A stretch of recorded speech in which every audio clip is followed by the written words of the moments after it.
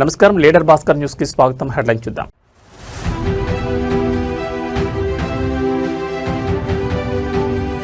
విద్యార్థి బంధాలే జీవితాంతం తోడు. సోషల్ మీడియాలో మంత్రి నారా లోకేష్ వీడియో వైరల్.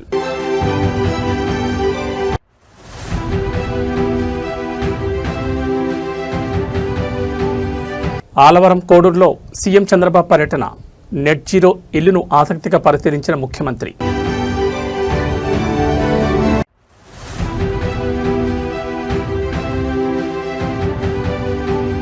సంక్షేమ పథకాలపై రగులుతున్న రాజకీయం. కాంగ్రెస్ వర్సెస్ బీఆర్ఎస్ తీవ్ర సవాల్.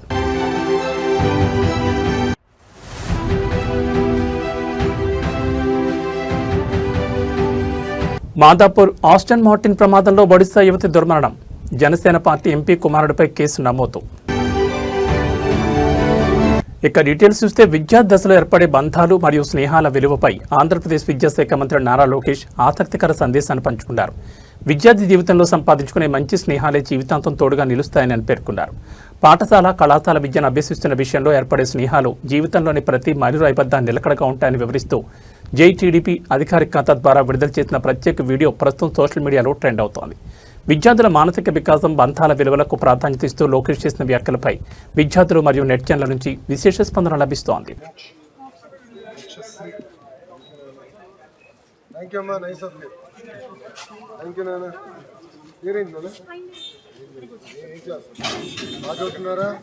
మంచి మార్కులు వస్తాయి కదా, మీరు తక్కువ వస్తే నా మార్కులు చేస్తారు ముఖ్యమంత్రి గారు. జాగ్రత్తగా తీసుకుంటూ all the best. Thank you అమ్మా, ఉంటాను.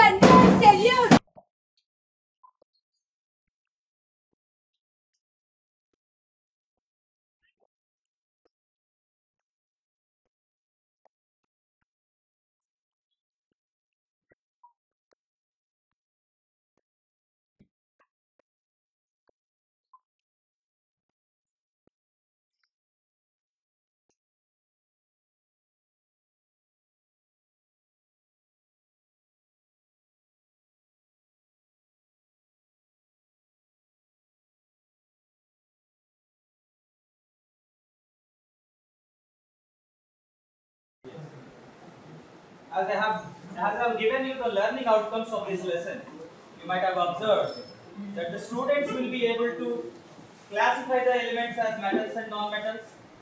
They will be able to know the properties of the metals and non-metals. They are also able to say the different properties of metals based on how they react with water, moisture, or steam, or dilute acids, and some salts or some other metals. So with those things, we will try to see how we induce the topic in the students. Students, while we motivate them, make them interesting. So by doing some hands-on experiment with the available resources in our school, in our laboratory, so we can perform those experiments. And our main motto is to make them know the activity series, this which I have already pasted on the report. Our main motto is to make them learn the activity series.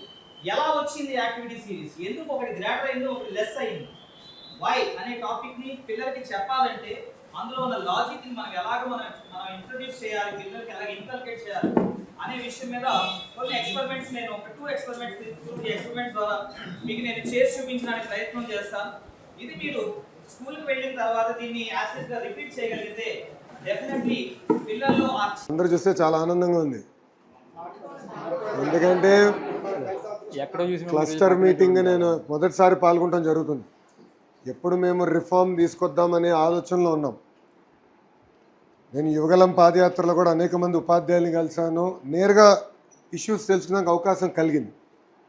అప్పుడు మనోళ్ళు ఇచ్చిన సూచనల మేరకే మార్పులు చేర్పులు చేసుకుంటూ వచ్చాం. మీరు చూస్తే మొదటి సంవత్సరంలో అనేక సంస్కరణలు తీసుకొచ్చాం. ఎందుకంటే ప్రజాప్రభుత్వం వచ్చి 2 సంవత్సరాలు అయింది. తీసుకొచ్చిన సంస్కరణలు మొన్న జరిగిన ఎగ్జామ్లో కొంతమేరకు ఫలితాలు వచ్చినాయి. నేను సంతృప్తి చెందానా? నేనైతే చెందాను, కానీ ముఖ్యమంత్రి గారు చెందలేదు. ముఖ్యమంత్రి గారు ఏమంటే 100కి 100% రావాలి కదా. ఎందుకంటే ఈరోజు ఎవరికి లేని క్వాలిఫైడ్ టీచర్స్, ఇప్పుడు మీరు అందరూ కష్టపడి పరీక్షలు రాసి డిఎస్సి రాసి వచ్చిన వారు, ఎవరో కాగితమైన పేర్లు ఇస్తే వచ్చిన వారు కాదు, మీరందరూ డిఎస్సి బ్యాచెస్. సో చాలా కష్టపడి హైలీ క్వాలిఫైడ్ టీచర్స్. అనేక కారణాల వల్ల మనం ఇబ్బంది పడిన విషయం వాస్తవం. ఇప్పుడు అవన్నీ సరిదిద్దాం. ఇప్పుడు నేను మిమ్మల్ని అందరూ ఉపాధ్యాయులందరినీ కోరేది కూడా ఏంటంటే లర్నింగ్ అవుట్కమ్స్ పైన ఎక్కువ శ్రద్ధ పెడదాం.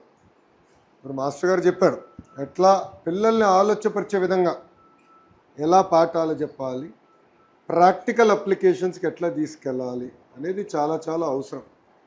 సో అది మీరు ఎక్కువ శ్రద్ధ పెట్టాలి.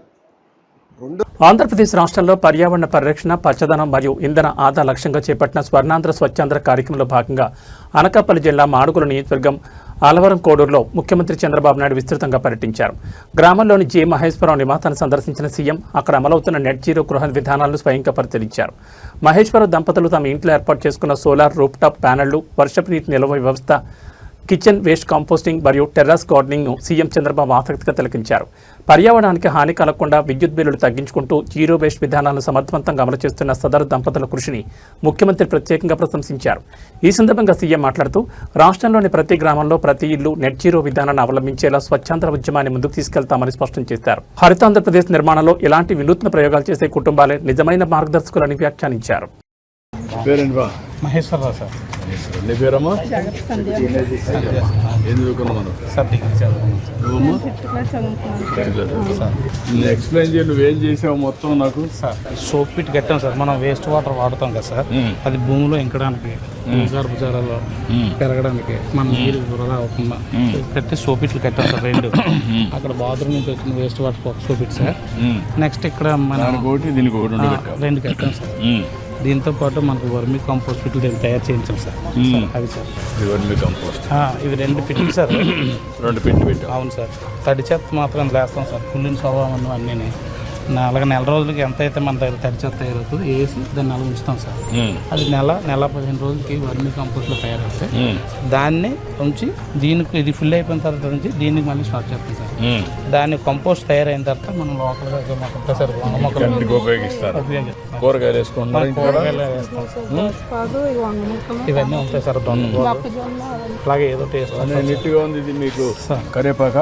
ఇది కరివేపాకు, మునగ, ఇది దబ్బసేది సార్.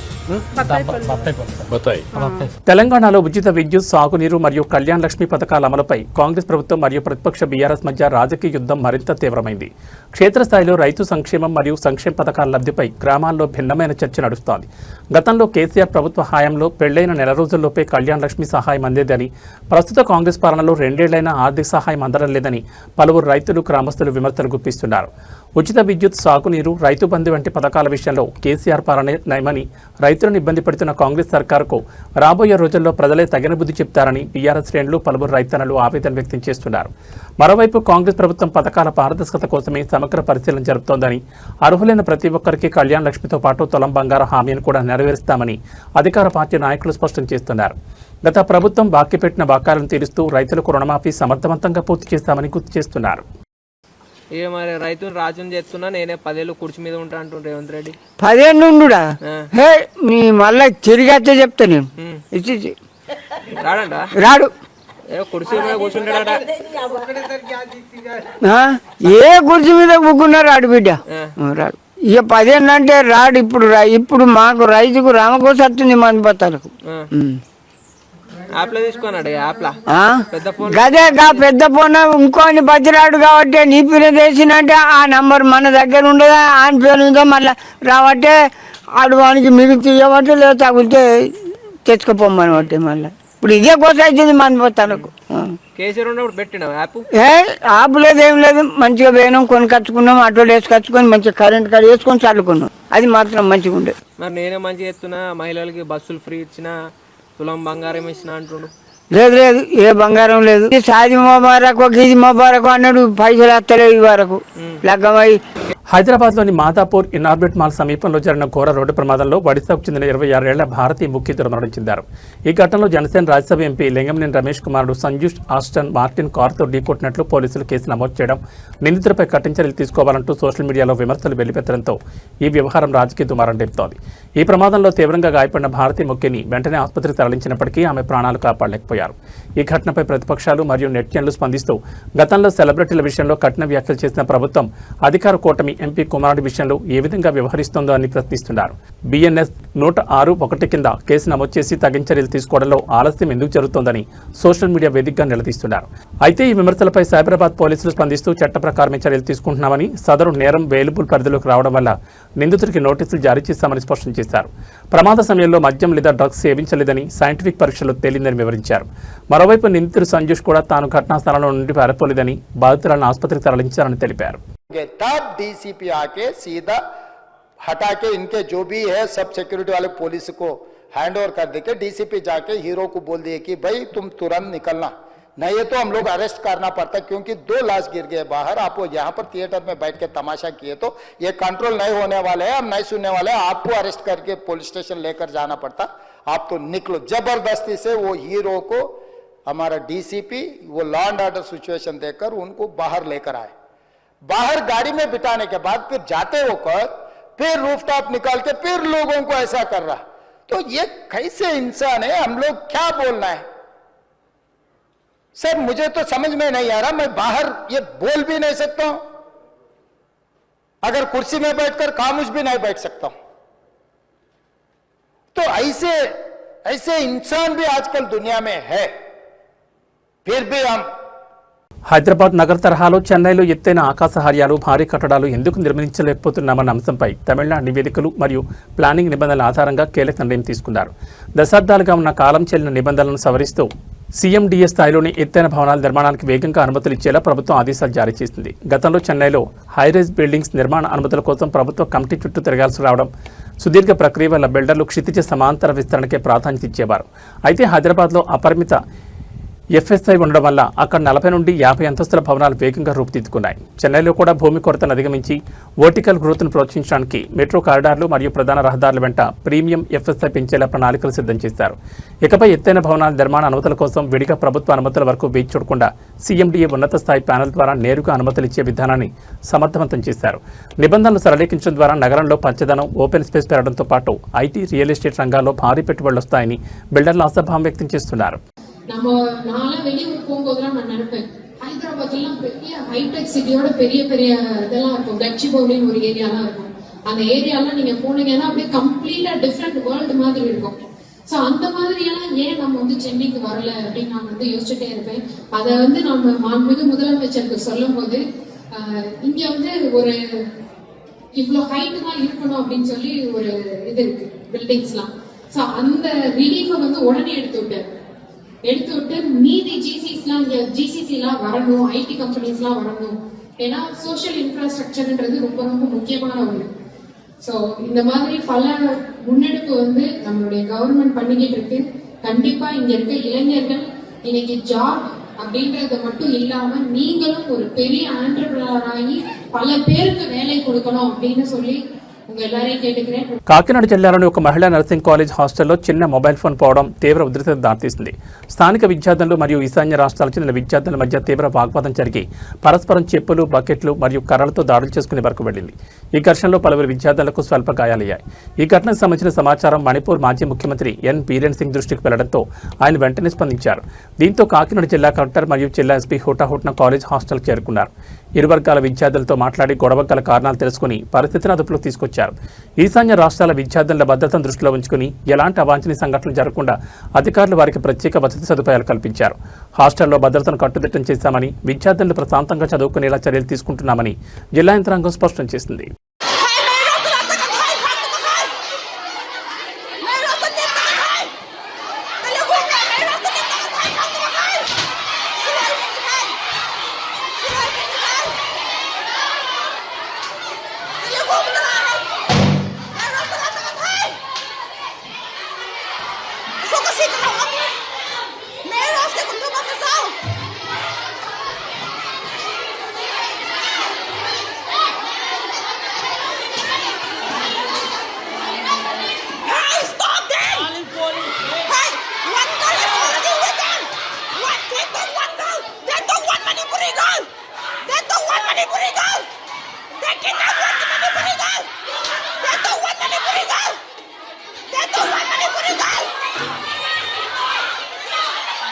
7 అంతస్తుల భవనం పక్కనే ఉన్న హాస్టల్ మరియు అపార్ట్మెంట్పై పడడంతో భారీ శబ్దం వచ్చింది. దీంతో హాస్టల్లో ఉన్న విద్యార్థులు స్థానికులు తీవ్ర భయాందోళనకు గురై బయటకు పరుగులు తీశారు. శిథిలాల కింద మరికొందరు చిక్కుకుని ఉంటారనే అనుమానంతో వెంటనే పోలీసులకు స్థానికులు సమాచారం అందించారు. ఘటనా స్థలానికి చేరుకున్న హైడ్రా, జీహెచ్ఎంసీ, ఫైర్ మరియు ఎస్డీఆర్ఎఫ్ సిబ్బంది తక్షణమే సహాయ చర్యలు చేపట్టారు. జేసీబీల సహాయంతో శిథిలాలను తొలగిస్తూ గాయపడిన వారిని ఆసుపత్రికి తరలించారు. నిబంధనలకు విరుద్ధంగా నిర్మాణాలు చేపట్టడం వల్ల ఈ ప్రమాదం జరిగిందా అనే కోణంలో అధికారులు విచారణ జరుపుతున్నారు. బిల్డింగ్ 5 ఫ్లోర్లో బిల్డింగ్ పడిపోయిందన్నా. బిల్డింగ్ పడిపోయి దీని మీద పడ్డది, వైట్ ఫిల్స్ మీద.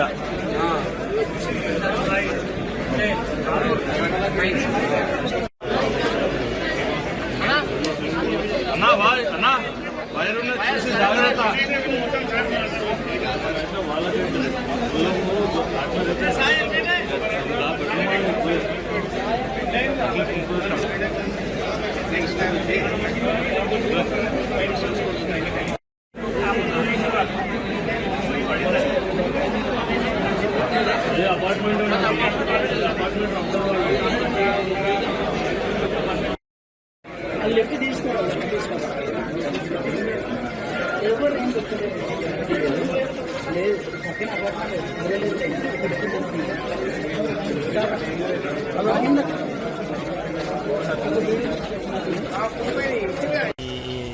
డెబ్రిస్ లో ఒక బాడీ ఇప్పుడే బయటకు వస్తుంది.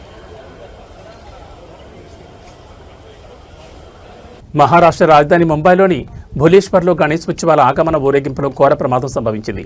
భులేశ్వర్ చా రాజాకు చెందిన 22 అడుగుల భారీ వినాయక విగ్రహం ఆగమన ఊరేగింపు సమయంలో ఊహించని విధంగా రోడ్డుపై కుప్పకూలింది. ఈ విపత్తులో 2 వ్యక్తులు ప్రాణాలు కోల్పోగా చిన్నారులతో సహా 5 తీవ్రంగా గాయపడ్డారు. ఉత్సవ మండపానికి కేవలం 50 మీటర్ల దూరంలోనే ప్రమాదం చోటు చేసుకుంది. విగ్రహం ఒక్కసారిగా పడిపోవడంతో కింద ఉన్న భక్తులు దాని కింద చిక్కుకుపోయారు. ఈ ప్రమాదంలో గణేష్ ఉత్సవ కమిటీ అధ్యక్షుడు సంకేత్ నేవేష్తో పాటు బ్రిజేష్ హేమంత్ జోషి తీవ్రంగా గాయపడి ఆసుపత్రిలో చికిత్స పొందుతూ మృతి చెందారు. గాయపడిన 5గురిలో 2 5-7 ఏళ్ల చిన్నారులు కూడా ఉన్నారు. సమాచారం అందుకున్న తక్షణమే ముంబై ఫైర్ బ్రిగేడ్, బీఎంసీ మరియు స్థానిక పోలీసులు ఘటనా స్థలాన్ని చేరుకుని సహాయక చర్యలు చేపట్టారు. క్షతగాతులను జేజే మరియు జీటీ ఆసుపత్రులకు తరలించి చికిత్స అందిస్తున్నారు. వెల్డింగ్ లోపం లేదా నట్ బోల్ట్ ఊడిపోవడం వల్ల ఈ ప్రమాదం జరిగిందా అనే కోణంలో పోలీసులు కేసు నమోదు చేసి విచారణ జరుపుతున్నారు.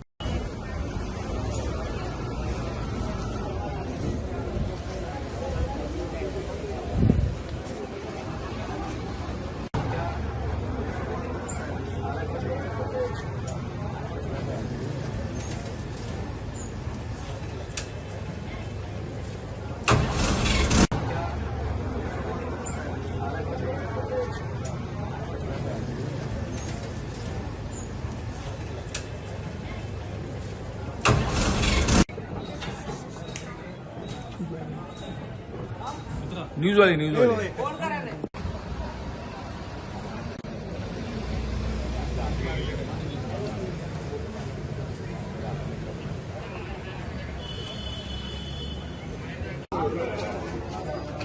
తెలంగాణ మంత్రి కొండా సురేఖ మాజీ ఓఎస్డీ ఎన్ సుమంత్కు సంబంధించిన కేసులో కీలక పరిణామం చోటు చేసుకుంది.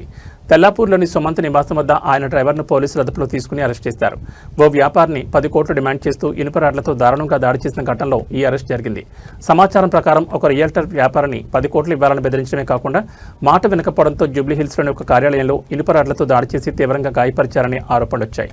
బాధితుడి ఫిర్యాదు మేరకు సుమంత్ మరియు ఆయన అనుచరులపై పోలీస్ స్టేషన్లో ఎఫ్ఐఆర్ నమోదైంది. ఈ కేసు విచారణలో భాగంగా తెల్లాపూర్లోని సుమంత్ ఇంటి ముందు డ్రైవర్ను పోలీసులు అదుపులోకి తీసుకున్నారు. ఈ కేసులో ప్రధాన నిందితుడిగా ఉన్న మాజీ ఓఎస్డీ సుమంత్ కోసం పోలీసులు గాలింపు చర్యలు వేగవంతం చేశారు. డ్రైవర్ను విచారించడం ద్వారా సుమంత్ ఎక్కడున్నాడనే సమాచారాన్ని సేకరించే పనిలో ఉన్నారు. దేవాదాయ శాఖలో గతంలో జరిగిన వివాదాలు, వసూళ్ల ఆరోపణల నేపథ్యంలో ప్రభుత్వం ఇప్పటికే సుమంత్ను విధుల నుంచి తొలగించిన సంగతి తెలిసిందే.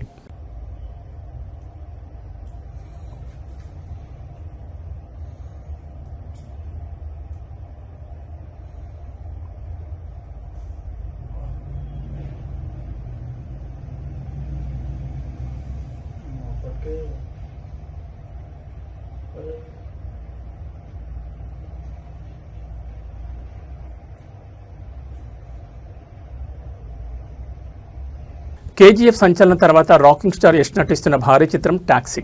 ఈ సినిమా ప్రీ రిలీజ్ ఈవెంట్ను హైదరాబాద్లో అత్యంత వైభవంగా నిర్వహించారు. ఈ కార్యక్రమంలో పాల్గొని యష్ తెలుగు ప్రేక్షకులు తనపై చూపిస్తున్న అనంతమైన ప్రేమను గుర్తు చేసుకుంటూ ఎమోషనల్ వ్యాఖ్యలు చేశారు. కేజీఎఫ్ బ్లాక్ బస్టర్ హిట్ అయిన తర్వాత తెలుగు ప్రేక్షకులకు వచ్చి ప్రత్యేకంగా థ్యాంక్స్ చెప్పడానికి కూడా నాకు వీలు పడలేదు. పనిలో నిమగ్నం అయిపోయానని యశ్ వ్యాఖ్యానించారు. నిజాయితీ సంకల్పంతో పనిచేస్తే భాష సరిహద్దులతో సంబంధం లేకుండా తెలుగు ఆడియన్స్ ఏ నటుండైనా ఆదరిస్తారని, ఆ ప్రేమే తనకు కొండంత బలాన్ని ఇచ్చిందని ఆయన హృదయపూర్వక కృతజ్ఞతలు తెలిపారు. మన దేశంలో నార్త్ సౌత్ అనే విభజనలొద్దని, ఇండియన్ సినిమా గ్లోబల్ స్థాయిలో నిలబడాలన్నదే తన కోరికని యశ్ స్పష్టం చేశారు. అలాగే స్టీమ్ బోట్ కథను ఉదాహరణగా చెప్తూ జీవితంలో సాధించాలనుకునే లక్ష్యాల వైపు వెళుతున్నప్పుడు ఇతరుల ప్రతికూల మాటలను పట్టించుకోకుండా ముందడుగు వేయాలని యువతకు స్ఫూర్తినిచ్చారు. గీతూ మోహన్ దాస్ దర్శకత్వంలో తెరకెక్కిన ఈ చిత్రం ప్రేక్షకుల ముందుకు రానుంది. ఏం చెప్పాలో నాకు తెలీదు. కేజీఎఫ్ తరువాత నేను మీకు ఒక థ్యాంక్స్ చెప్పడానికి కూడా ఇక్కడ రాలేదు. పనిలో ఇన్వాల్వ్ అయిపోయాను. కానీ ఇప్పుడు చెప్తున్నాను, తెలుగు ప్రేక్షకులందరికీ చాలా చాలా థ్యాంక్స్ అండి. మీరెంత ప్రేమ చూపించారంటే ఒక్కొక్కరికి ఇండియా ఇండస్ట్రీలో ఒక్కొక్కరికి కాన్ఫిడెన్స్ ఇచ్చారు. ఎవరైనా కూడా with honesty, with passion work చేస్తే ప్రేక్షకులు always will support them. They are not biased and they are very honest and truthful అని కాన్ఫిడెన్స్ ఇచ్చారు. నాలాంటి ఎవరైనా కూడా ఒక ordinary person. Hyderabad Malla Reddy university ప్రాంగణంలో శనివారం రాత్రి జరిగిన Kannada rocking star Yash Toxic cinema pre release వేడుకలో తీవ్ర అపశృతి చోటు చేసుకుంది. కథానాయకుడు యశ్ వేదికపై ప్రసంగిస్తున్న సమయంలో విద్యార్థుల తాకిడి ఒక్కసారిగా పెరిగి మైదానంలో నెలకొల్పిన స్పీకర్ బాక్సులు మరియు ఫ్లడ్ లైట్ పోల్స్ కూలిపోయాయి. ఈ ఘటనలో పలువురు విద్యార్థులు గాయపడగా వాతావరణం ఉధృతంగా మారింది. హీరో యష్ను దగ్గరగా చూసేందుకు విద్యార్థులు పోటీపడి స్పీకర్ పోల్స్, ఐరన్ ఫ్రేమ్లకు పైకెక్కడంతో భారం ఎక్కువై స్ట్రక్చర్ కుప్పకూలింది. ఈ ఘటనను గమనించిన యష్ వెంటనే తన ప్రసంగాన్ని ఆపేసి విద్యార్థుల క్షేమాన్ని ఆరా తీశారు. అక్కడంతా సురక్షితంగానే ఉందా, విద్యార్థులు దయచేసి జాగ్రత్తగా ఉండండి అంటూ వేదికపై నుంచే మైక్లో విజ్ఞప్తి చేశారు. ఈ ప్రమాదంలో గాయపడిన విద్యార్థులను క్షతగాతులకు మెరుగైన చికిత్స కోసం స్థానిక ప్రైవేట్ ఆసుపత్రికి తరలించారు. ఘటనా స్థలానికి చేరుకున్న సైబరాబాద్ పోలీసులు ముందస్తు భద్రతా లోపాలు, నిర్లక్ష్యం వహించిన ఈవెంట్ నిర్వాహకులపై కేసు నమోదు చేసి విచారణను వేగవంతం చేశారు.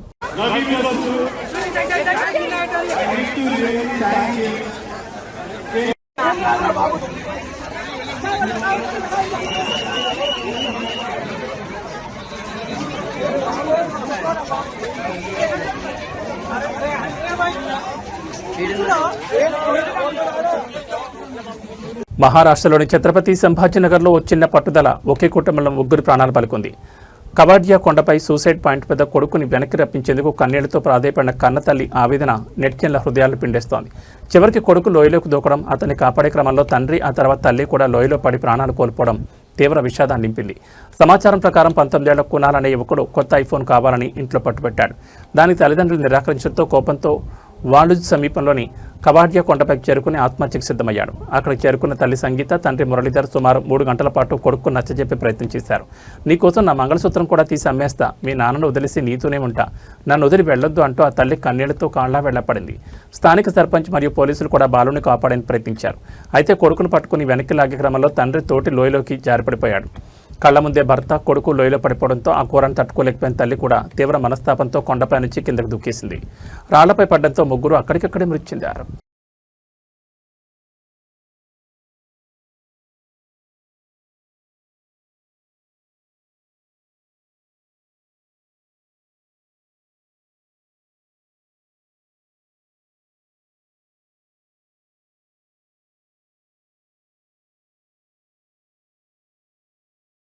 ఏబీ బులెటిన్ విశేషాలు. నమస్కారం.